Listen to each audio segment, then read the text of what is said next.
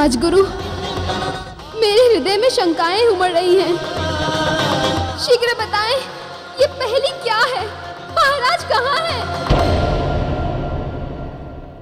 ये तो हमें भी नहीं मालूम चित्रांगदा, ये महाराज कहाँ हैं।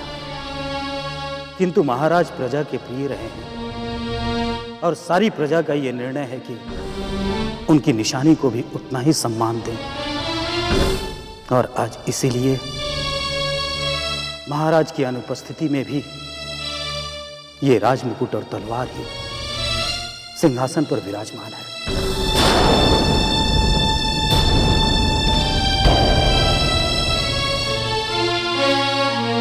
किंतु राजगुरु, महाराज गए कहाँ?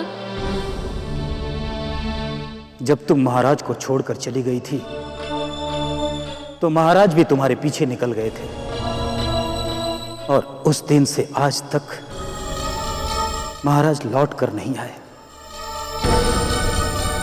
हमने उन्हें ढूंढने की बहुत कोशिश की, हर संभव स्थान पर खोज की उनकी।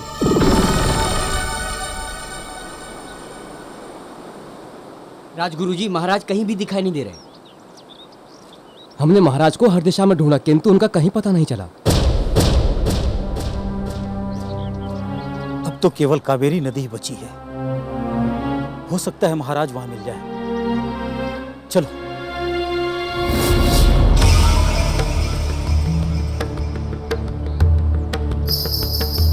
राजगुरु जी, वो देखिए महाराज का मुकुट।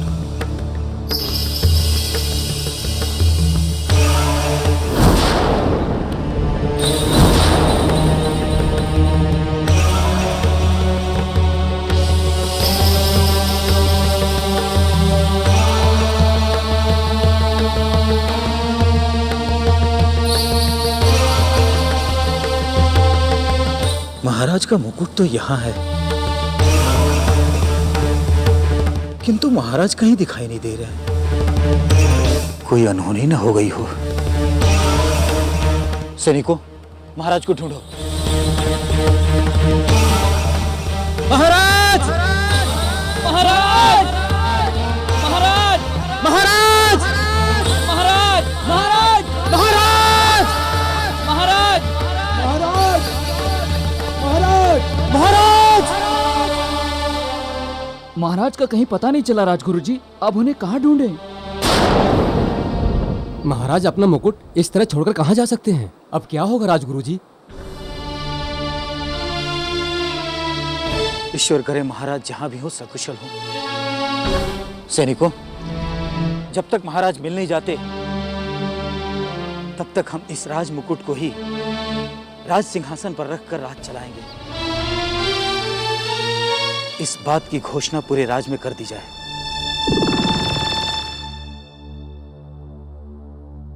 तब से आज तक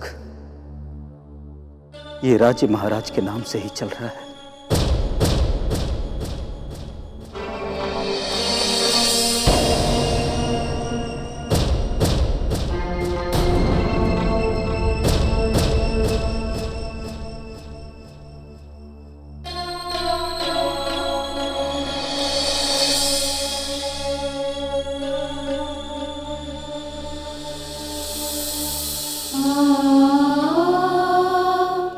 महाराज, मैं तो मात्र आपका जीवन बचाना चाहती थी और उसी प्रेम के आवेश में आकर इतनी बड़ी भूल कर बैठी। ये सब मेरे ही कारण हुआ है महाराज। मैं ही दोषी हूँ।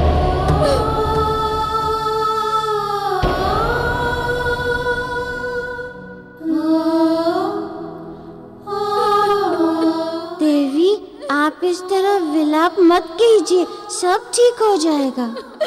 कुछ ठीक नहीं होगा मारुति, कुछ ठीक नहीं होगा।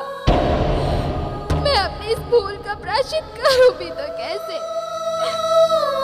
कुछ समझ में नहीं आ रहा है। कहीं महाराज ने तो... ऐसा मत कहिए देवी, मेरा मन कहता है कि महाराज जहाँ भी हैं कुशल से हैं।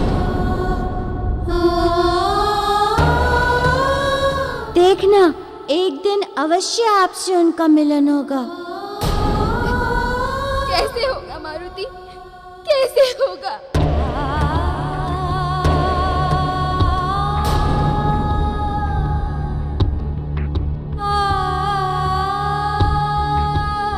ये तो विकट समस्या उत्पन्न हो गई है। हम सोच रहे थे कि राजा सूरत और चित्रांगदा के मिलन से सब ठीक हो जाएगा, किंतु अब तो हमें महाराज सूरत का भी शीघ्र पता लगाना होगा। यदि देर हो गई तो विश्वकर्मा न जाने और किसका हित कर बैठेंगे। उन्हें श्राप से मुक्त कराना और कठिन होता जाएगा।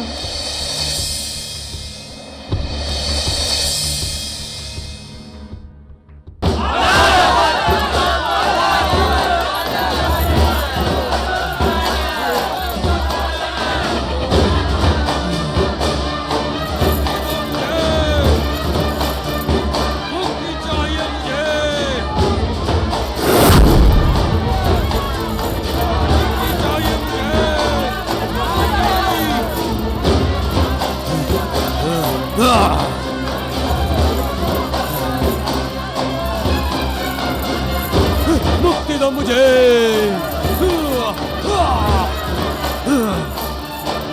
छोड़ दो मुझे, नहीं तो अच्छा नहीं होगा।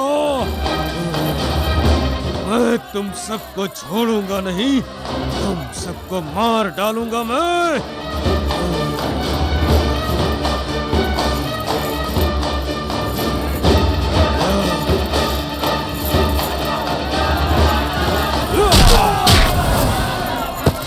तुमने मुझे बंदी बना के बहुत बड़ी भूल की है, इसका तुम सबको दंड भुगतना होगा।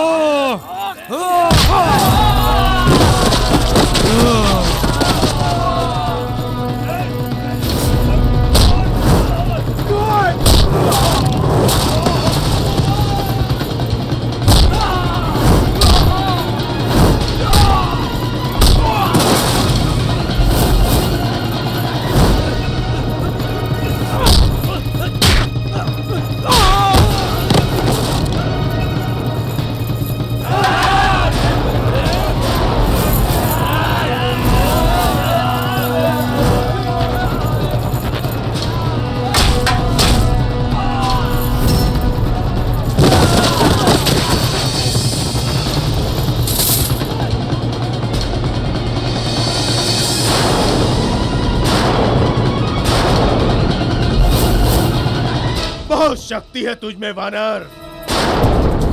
हमारे योद्धाओं को इस दशा में पहुंचाया तूने, किंतु मूर्ख, तू यहाँ से जा नहीं सकता। मैं कहता हूँ हट जा मेरे मार्ग से, नहीं तो तेरी भी यही दशा बना दूंगा मैं। अच्छा, बलवान तो तू है, ठीक है, मैं हट जाऊंगा, किंतु उसके लिए तुझे युद्ध में मुझे हराना होगा। उसके बाद तू यहाँ से जा सकता है। तो फिर आ जाओ।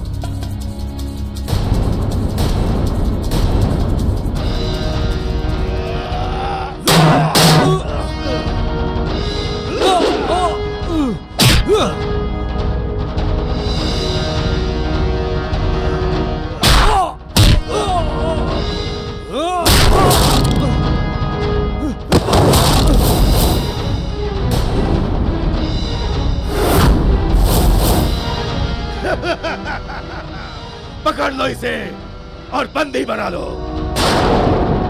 बांध दो, ले जाओ।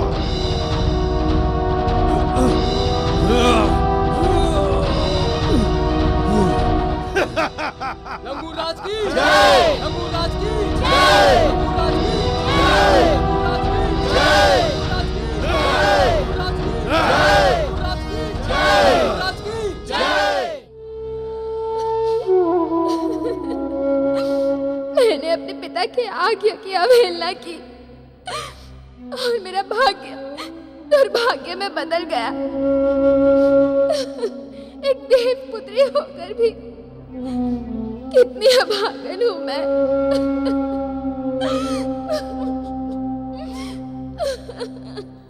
मेरे कारण महाराज को दुख मिला। ना जाने वो इस समय कहाँ होंगे, किस हाल में होंगे। पूरा राज्य मेरे कारण आंसू बहा रहा है। ये दुख, ये वेदना मैं कैसे सहन करूं?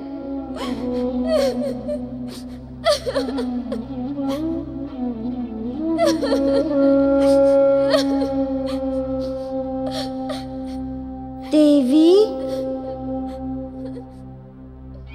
शांत हो जाइए। आपने पृथ्वीवासी का जीवन स्वयं चुना है, इसीलिए आपको पृथ्वीवासियों की तरह सुख दुख भाग्य दुर्भाग्य का सामना तो करना ही पड़ेगा।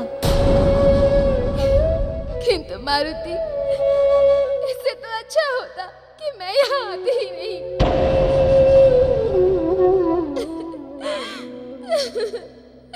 कम से कम मेरे अंदर की जो भावनाएं मर चुकी थी वो कभी जागृत ही नहीं होती। मैं उस साध्वी के ही जीवन को हमेशा जीती रहती। कम से कम तड़प जिसका कोई हल नहीं है मुझे सहनी तो नहीं पड़ती।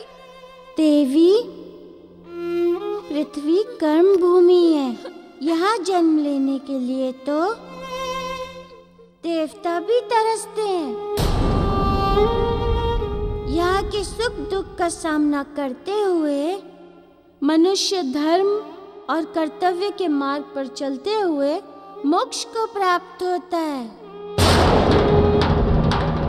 जो देवलोक के वासियों को भी सहज प्राप्त नहीं होता।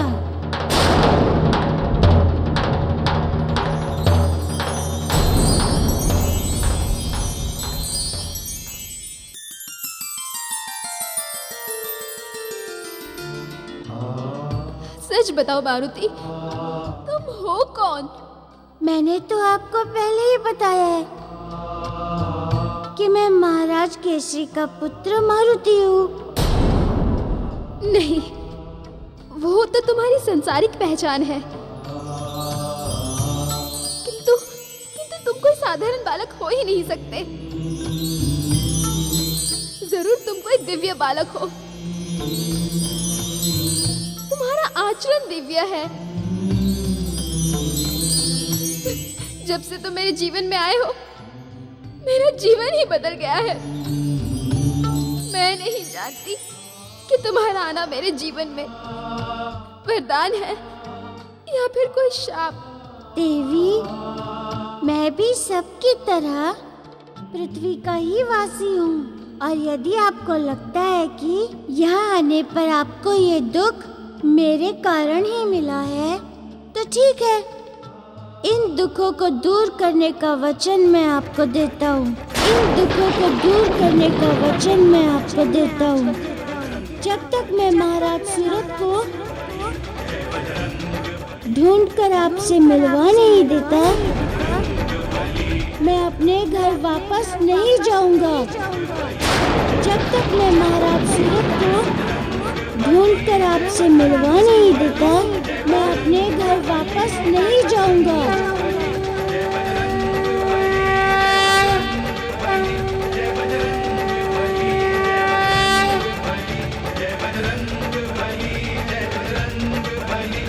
अब इस आंसू को मत बहाइए और समय की प्रतीक्षा कीजिए।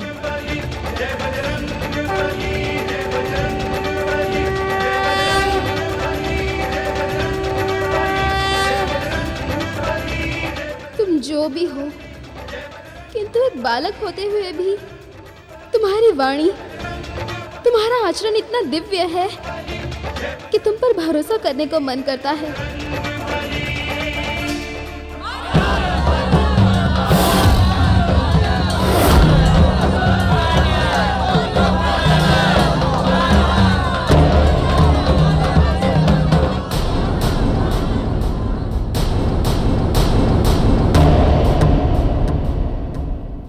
हमारे प्रिय लंगूर राज्य के निवासियों,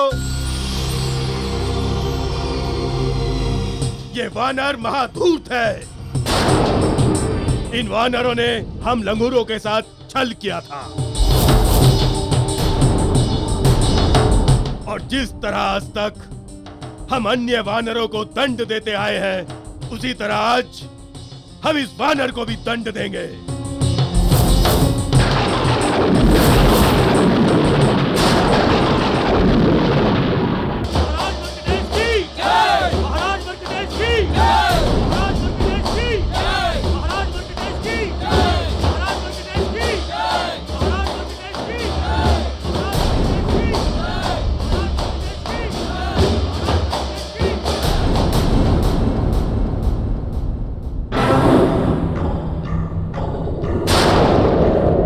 हमारा बदला तब तक पूरा नहीं होगा जब तक हम इस वानर जाति का समूल नाश नहीं कर देते। हमारे पत्थर मारते ही इसका दंड और आप सबके आनंद का आरंभ होगा।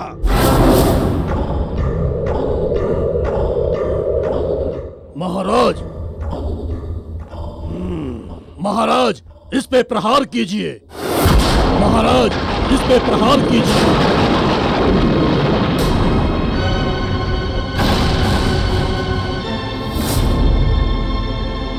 प्रजा उतावली हो रही है।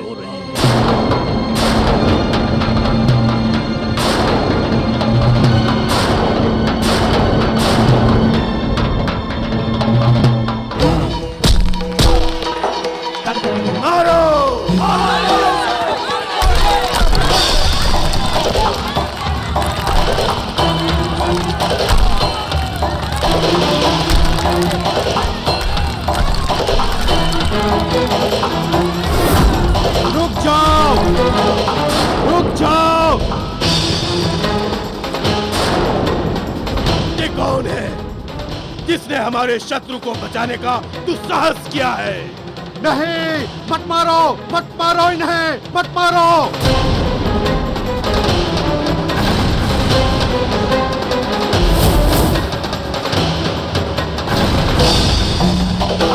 रीछ श्रेष्ठ जामवंत जी, आप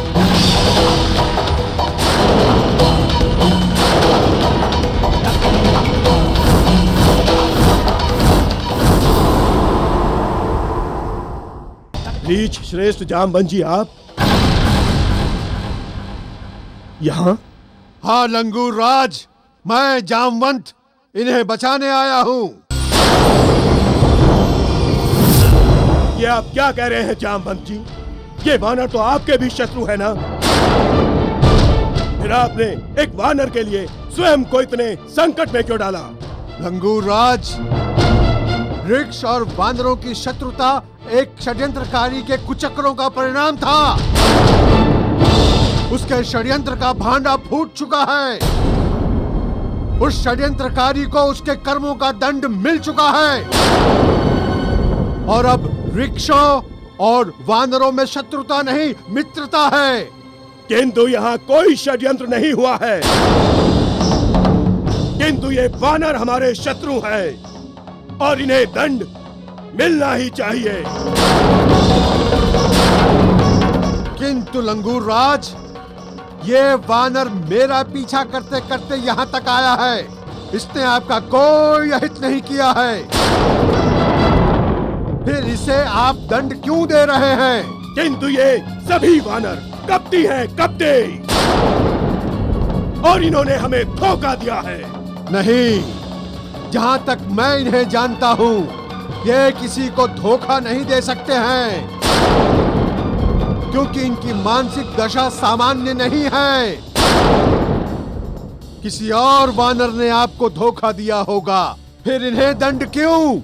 जामवंत जी, किसी एक की करनी का दंड समूल प्रजाति को भोगना पड़ता है, और जिस वानर ने हमें छला था उसका नाम है बाली। बाली, उसका नाम है बाली, उसका नाम है बाली।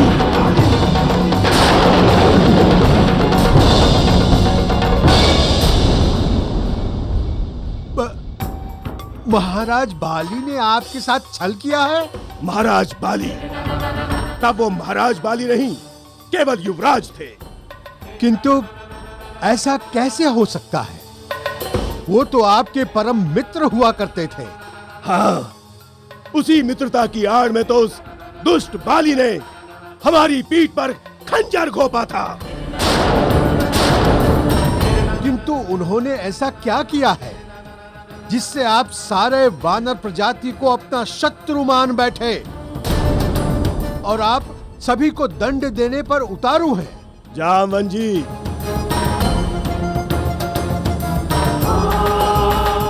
जामवन जी, जब किसी अपने को कोई अकारण ही पीड़ा पहुंचाए और वो आपका अपना मासूम हो, निर्दोष हो, और आप उसे अपने हृदय से प्रेम करते हो, तब ऐसी ठेस पहुंचती है हृदय में कि उसका समूल विनाश करने के सिवाय आपको और कुछ नहीं सूझता। आप जानना चाहते हैं कि उस कपटी बाली ने हमारे साथ क्या किया? तो आइए मैं आपको बताता हूं।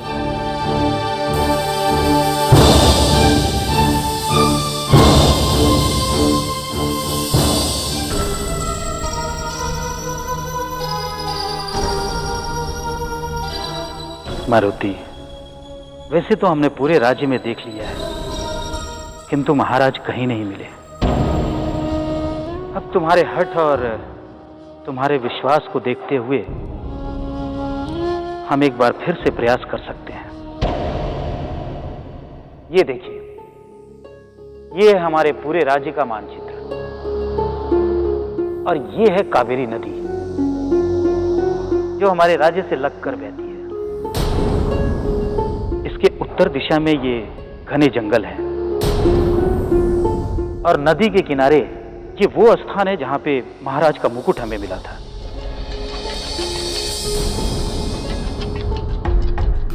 इस नदी के पार क्या है राजगुरु?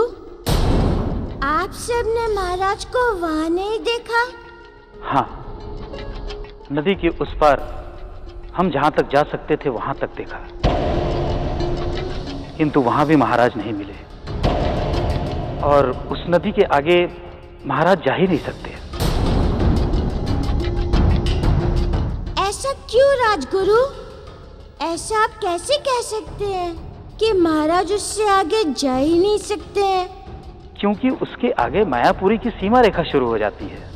क्योंकि उसके आगे मायापुरी की सीमा रेखा शुरू हो जाती है, जहाँ पे केवल स्त्रियों का शासन है और वो क्षेत्र पुरुषों के लिए पूरी तरह वर्जित है।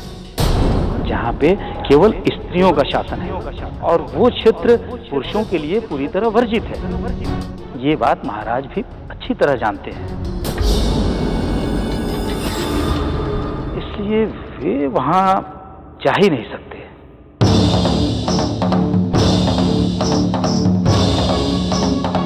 आप नहीं जानते राजगुरु जी कि महाराज की मनोदशा उस समय कैसी थी। वे अपनी सुध-बुध खो बैठे थे। उन्हें कुछ पता नहीं था कि वे क्या कर रहे हैं, कहाँ जा रहे हैं। उस स्थिति में महाराज सूरत का कहीं भी जाना संभव था।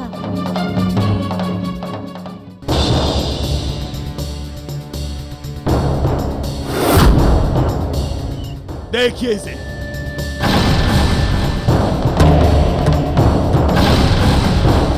जिसकी ये पत्थर की मूर्ति आपके सामने खड़ी है, कभी ये मेरी जीती जागती बहन थी। मेरी प्यारी मासूम सी बहन मर्कटेशी।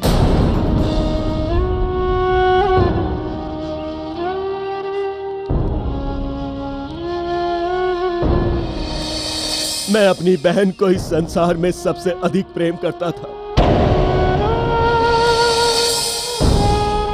उसकी एक मुस्कुराहट से मेरे हृदय में लाखों पुष्प खिल उठते थे। उसकी चिड़ियों जैसी खिलखिलाहट से हमारा आंगन सदैव चहकता रहता था। उसकी एक इच्छा पूर्ति के लिए मैं अपने प्राण तक दे सकता था। मेरे लिए मेरा सारा संसार थी मेरी बहन। अब आप ही बताइए जामवन जी, जिसकी ऐसी मासूम बहन को कोई पीड़ा पहुंचाए तो वो कैसे शांत रह सकता है? कैसे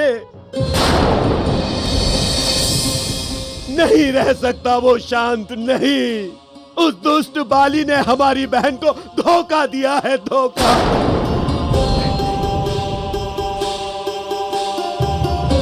मेरी बहन बाली से प्रेम करती थी और वो दुष्ट भी मेरी बहन से प्रेम करता था, और वो दुष्ट भी मेरी बहन से प्रेम करता था।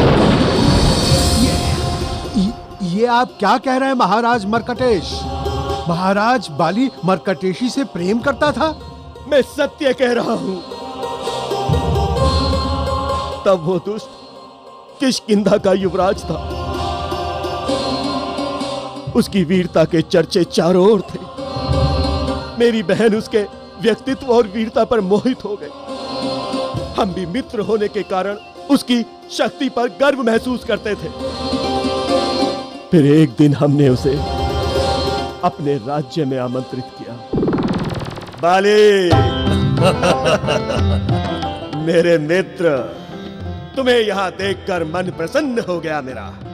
मुझे भी बहुत प्रसन्नता हुई तुमसे मिलकर, किंतु ये अचानक हमें यहां बुलाने की क्या आवश्यकता थी?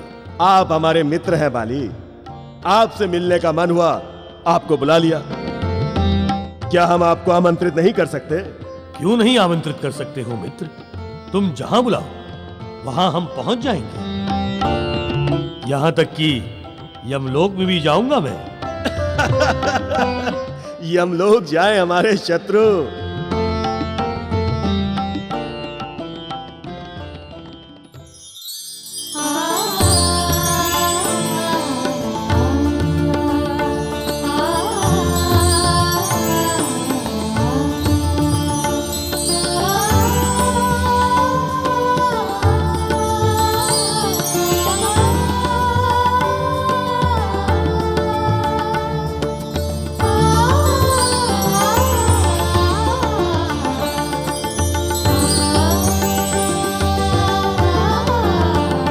आओ मित्र, आसन ग्रहण करो।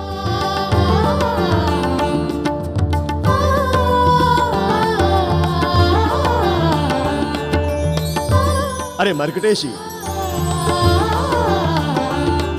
अभी तक तुम यहीं खड़ी हो? देख नहीं रही हो हमारे सबसे प्रिय मित्र किष्किंधा के युवराज बाली आए हैं। जाओ, जलपान की व्यवस्था करो। भैया, मैंने तो पहले ही सारी व्यवस्था कर ली है।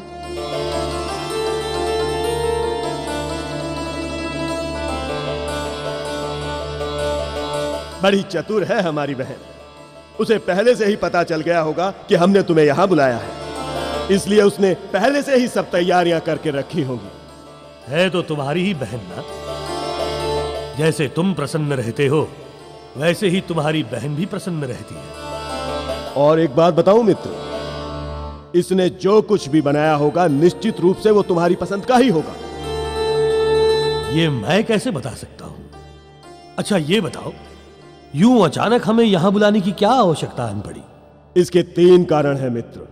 मुख्य कारण तो यह है कि हम बहुत दिनों से आपसे मिले नहीं थे, और दूसरा ये कि कल हमारे राज्य में विवाह का उत्सव है,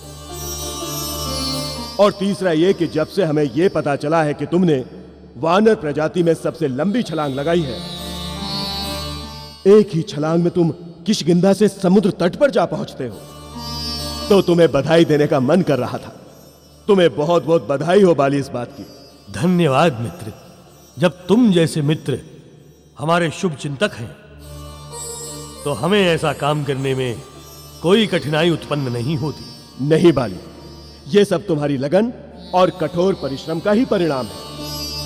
यह सत्य है कि तुम्हें युद्ध में कोई भी नहीं हरा सकता। चारों ओर तुम्हारी वीरता के चर्चे हैं। अरे भाई, हमारी सेना को भी युद्ध के 2-4 गुण सिखा दो। अवश्य मित्र, अवश्य। कल उत्सव समाप्त होने के बाद हम गदा युद्ध का विशेष गुरु ने सिखाएंगे।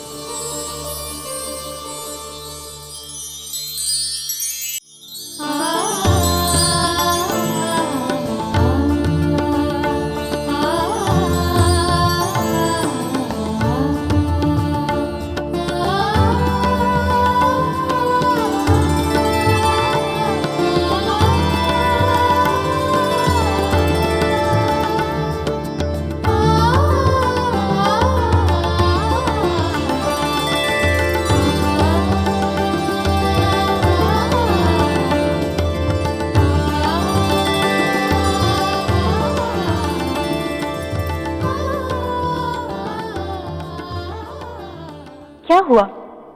आप दोनों ऐसे क्यों मुस्कुरा रहे हैं? अरे मर्कटेशी, ये गाजर का हलवा इस समय?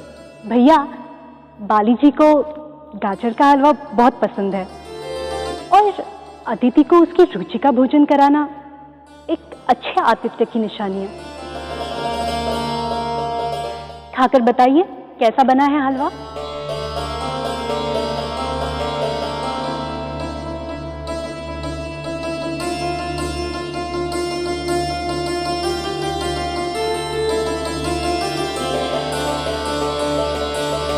वाह, बहुत अच्छा हलवा बना है।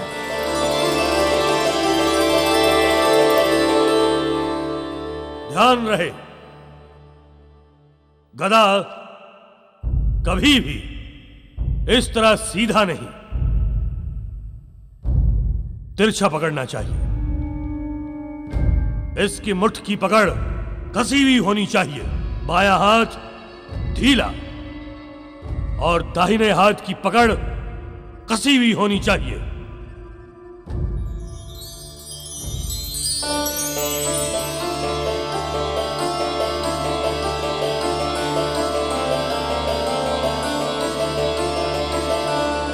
याद रखो, गदा युद्ध में बाहुबल का प्रयोग होता है।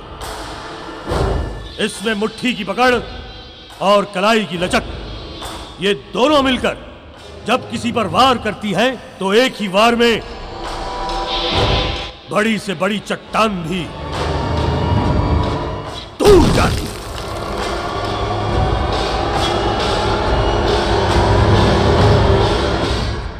याद रखो, जब भी शत्रु पर प्रहार करो तो उसकी आंखों में आंखें डालकर घूरते रहो।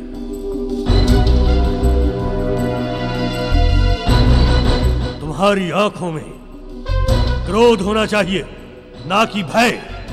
इससे शत्रु की शक्ति क्षीण हो जाती है और उसके साथ साथ उसकी शक्ति का भी पता चल जाता है। चलो, अब एक एक करके मुझ पर वार करो।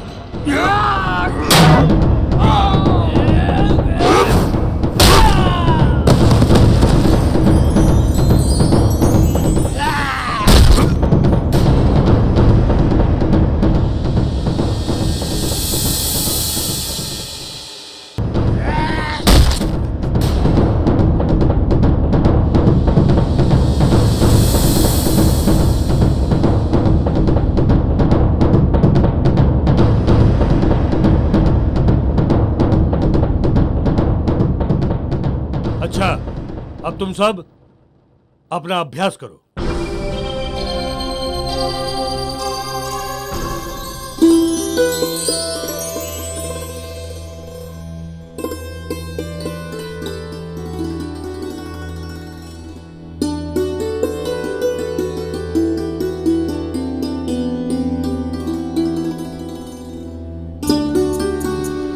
चाहिए महाराज, हम आपसे बात नहीं करते हैं।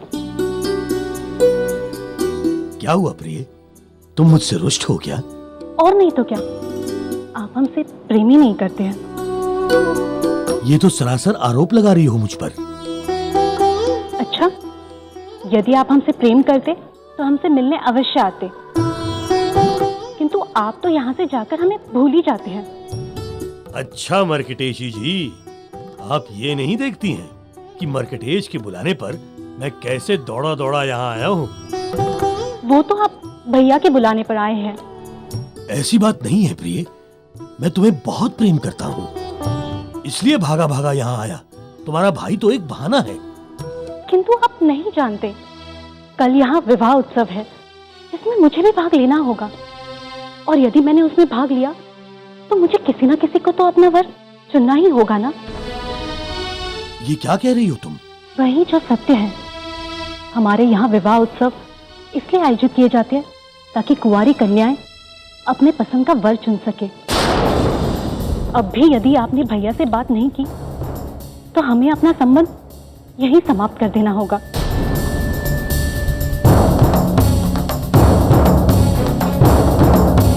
तुम चिंता मत करो, सब ठीक हो जाएगा। मैं इस समस्या का कोई ना कोई अवश्य ही समाधान निकाल लूंगा।